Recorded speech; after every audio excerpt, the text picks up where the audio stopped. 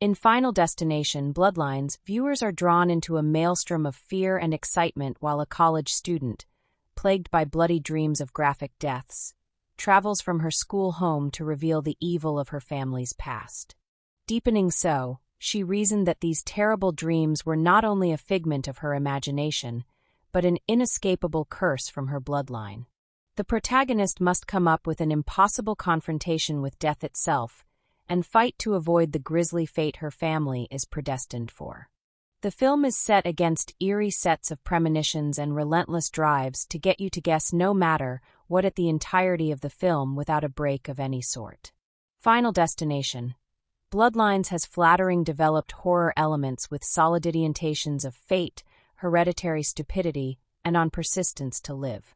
There is certainly some use of the Gothic theme, because the whole narrative has that kind of tone, and it is also effective with the recurring theme of death as a force of nature, which is an inescapable force.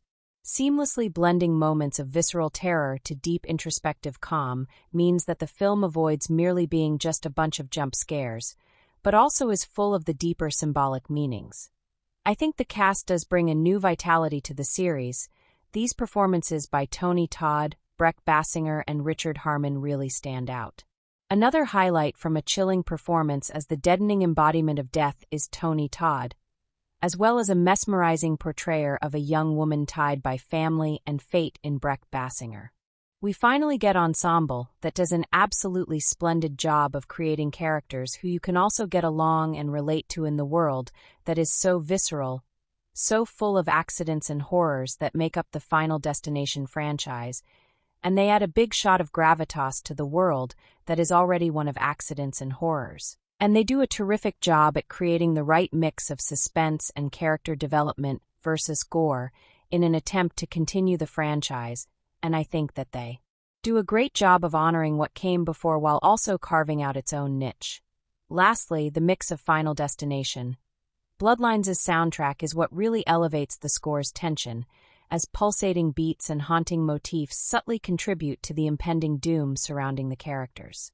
The ability to create spine-tingling tension through brilliantly crafted scenes attests to the fact that they handle the genre so well and keep the suspense in its fist all throughout the film.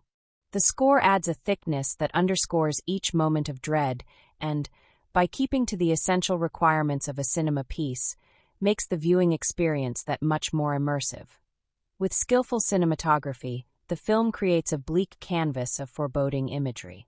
The work of the camera is wonderfully suited to capturing tight wides and wide tightnesses, and its weight adds to the feeling of something very special brought to a very special location.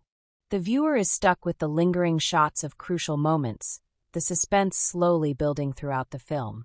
The production design creates a sinister world in which every location might have something dirty away. While the gore is not an issue here, Final Destination, Bloodlines doesn't hold back when it comes to the haunted, but somehow real locations in which each of these near-fatalities occurs. But what truly carries weight in the film, and befits the franchise's legacy of intricate and transcendental sequences, are the innovative and chilling special effects that craft interesting and horrifying deaths that remain in a line with the franchise's reputation for shocking and getting creative with its sequences.